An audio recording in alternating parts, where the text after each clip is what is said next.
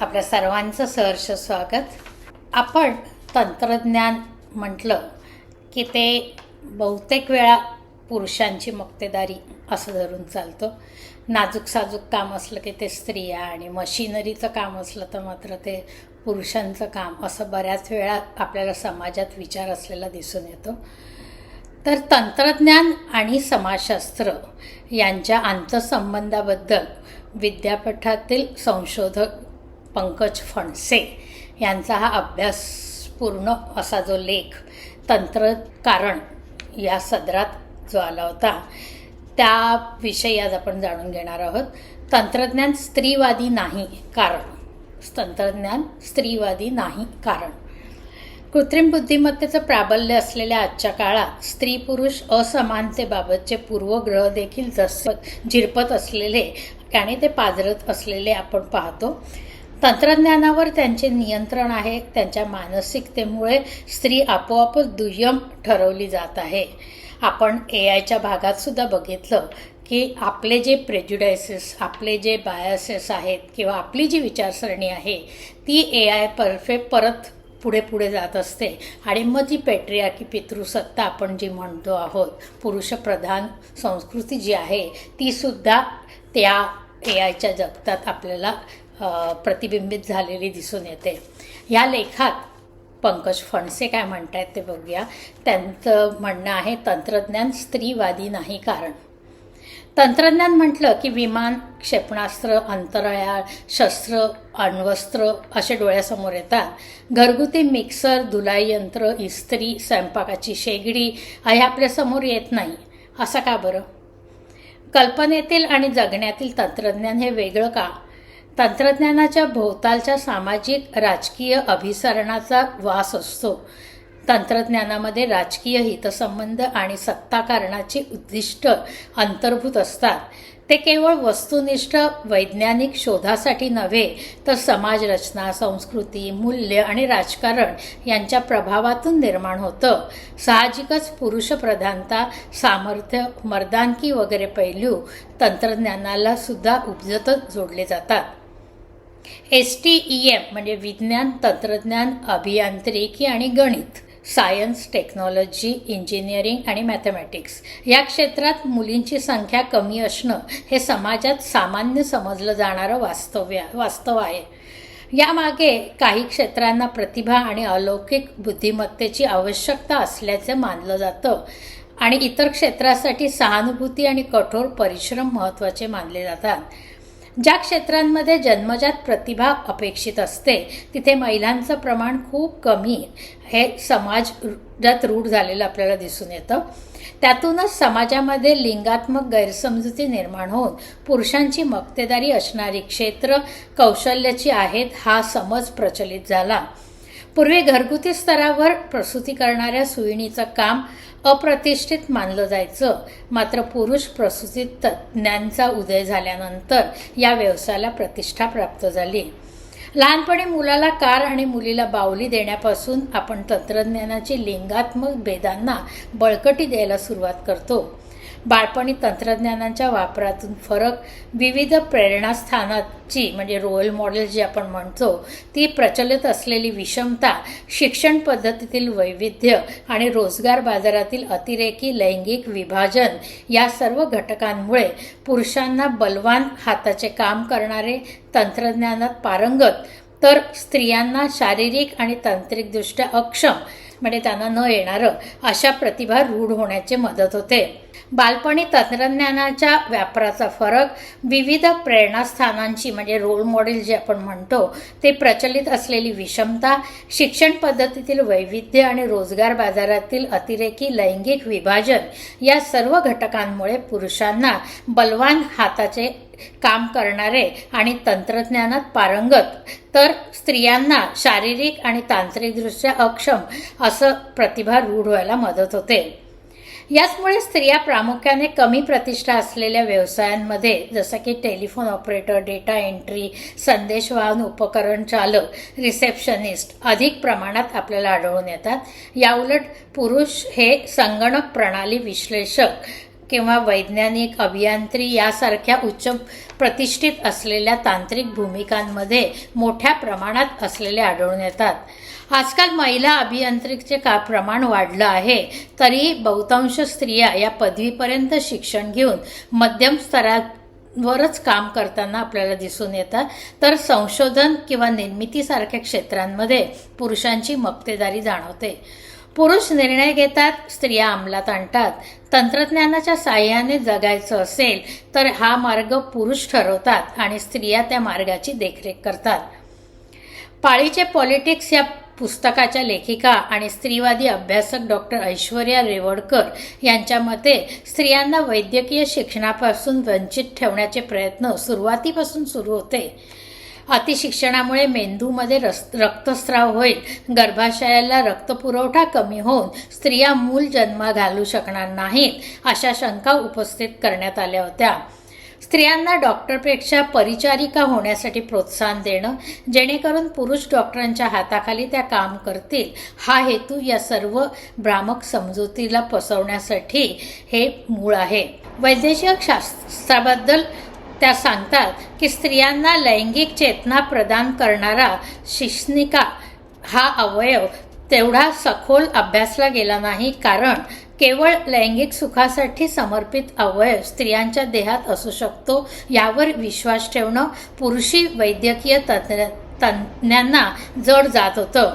पुढे जाऊन शरीरावर औषध निर्माणासाठी प्रयोग करणं सुरू झालं तेव्हा स्त्री देह हा निसर्गाशी जास्त मिळता जुळता आहे या सबबीखाली स्त्रियांवर प्रयोग करणं सामान्य झालं.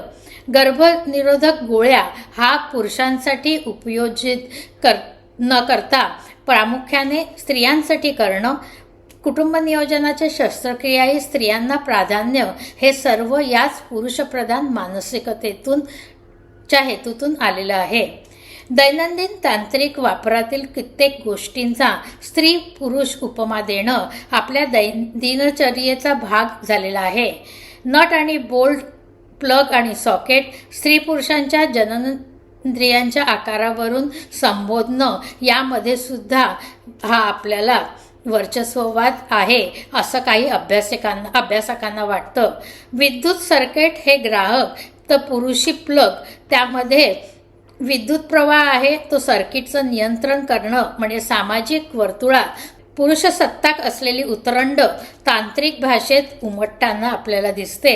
स्त्रीदेह हा प्रस्थापितांच्या नियंत्रणात कायमच विषय राहिला आहे. आधी धर्माच्या नावाखाली त्यावर नियंत्रण आणण्याचा प्रयत्न झाला, त्यानंतर उदारमतवादांच्या नावाखाली प्रदर्शन चालू झालं. सध्याच्या तंत्रकेंद्रित संगणक आणि कृत्रिम बुद्धिमत्तेच्या युगात डोना व्यारावेसारख्या अभ्यासकांनी तंत्रज्ञानाकडे पारंपरिक बंधनापासून मुक्त करणारा मसीहा या दृष्टीनं पाहिलं. समाज माध्यमांच्या या दुनियेत आपले संपर्क जाळे विस्तारून महिलांच्या सामाजिक प्रवृत्ती विरोधात लढण्याचा आवाज बुलंद होईल असं वाटतं. इंटरनेटच्या माध्यमातून पारंपरिक लिंगभेद आधारित जी व्यवस्था आहे ती बदलता येऊन यंत्रांद्वारे शरीर आणि अंतर्मन यातील नातेसंबंध पुनर्निर्मित होतील, हा पोस्टमॉडर्न या स्त्रीवादाचा एक लोकप्रिय विषय आहे. मात्र सामाजिक व्यवस्था सत्ता नियंत्रणासाठी छुपा अजेंडा या काळातही जोमानं राबवित आहे असं आपल्याला दिसतं.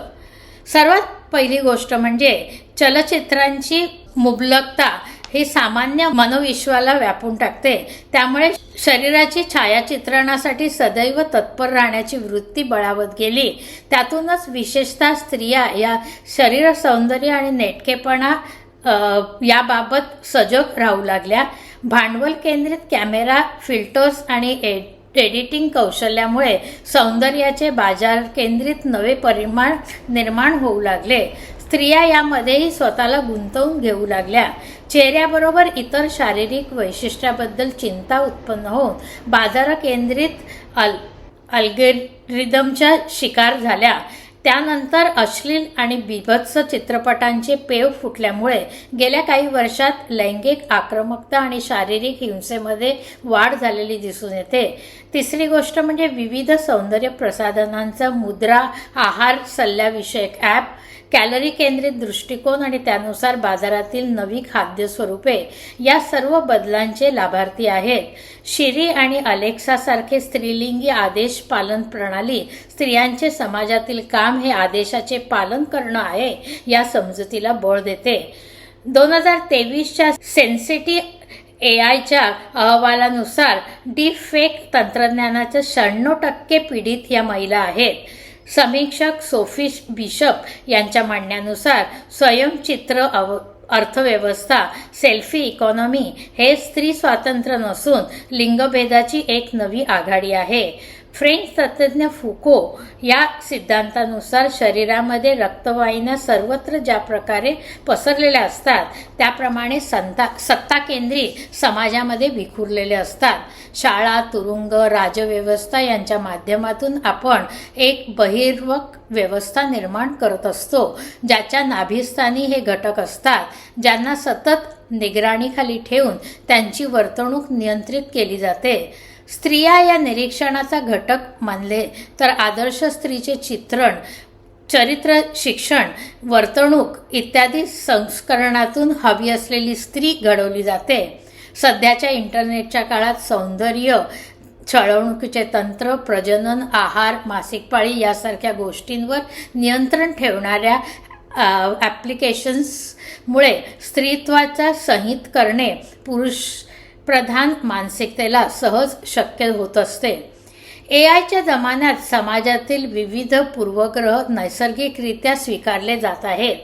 आपल्याला AIची नोकरभरती प्रणालीने पुरुषांच्या अर्जांना प्राधान्य दिलं आहे. काही चॅटमध्ये सुद्धा लिंगानुसार स्त्री पुरुषांना वेगवेगळ्या प्रकारे करिअर विषयक समुपदेशन केलं जातं. संयुक्त महाराष्ट्राच्या महिला आयोगाने केलेल्या 133 AI प्रणालीच्या अभ्यासात 44% प्रणाली महिलांबद्दल पूर्वग्रह दूषित आढळल्या. 2024मध्ये जागतिक स्तरावर अर्ध्यापेक्षा जास्त लोकसंख्या निवडणुकीला सामोरी गेली. AI प्रणालीच्या माध्यमातून स्त्रियांचे केले जाणारे चरित्रहरण, बाजारीकरण आणि द्वेषपूर्ण विधाने यावर या आयोगाने अभ्यास करत लोकशाहीत स्त्रियांच्या होणाऱ्या अवमूल्यनाचे धोके समोर आणले आहेत. एका पाहणीनुसार AI क्षेत्रातील तज्ज्ञांमध्ये पैकी स्त्रिया केवळ 1/3 असून केवळ 18% संशोधकांना हे पूर्वग्रह रोखण्यासाठी लैंगिक समानतेची गरज वाटते आहे. सत्ता संघर्ष ही फक्त निवडणुकीच्या स्वरूपातील राजकीय लढाई नसून तो अव्यक्त स्वरूपात सत्ता धर्जिण्या किंवा विद्रोही शक्तीमधील निरंतर असा संघर्ष आहे. दुर्दैवाने लैंगिक वर्चस्वाची लढाई हा सर्वात मूलभूत सत्ता संघर्ष डिजिटल माध्यमांपासून ते रस्त्यांवर समाजामध्ये महिला दिनाच्या निमित्ताने इस्ट्रोजेनचा पूर येईल. त्यात काही जण उखळ पांढरे करून घेईल. एक दिवस साजरा करून पापक्षलन केले की उरलेले 364 दिवस येणे माझ्या मागल्या. उत्सवमूर्ती आणि उत्सव करते दोघेही खुश. बाकी खरी लैंगिक समानता तेव्हाच येईल जेव्हा महिला दिन साजरे करण्याची गरज भासणार नाही. तर असं एकूणच तंत्रज्ञान हे स्त्रीवादी का नाहीये याचा उहापोह करणारा हा लेख पंकज फणसे यांचा अभ्यासपूर्ण लेख आहे आणि तो खूप काही सांगून जातो, खूप काही ॲनालाइज करतं आणि आपणही ते रोजच्या जीवनात जगताना अनुभवही घेत असतो. हा लेख तुम्हाला कसा वाटला जरूर कळवा. तुम्हाला हा आवडला असेल तर लाईक करा, इतरांना शेअर करा. आमचं चॅनल सबस्क्राईब केलं नसेल तर सबस्क्राईब करा ही विनंती. आज इथे थांबूया. भेटूया नवीन विषयासह नवीन भागात. तोपर्यंत नमस्कार.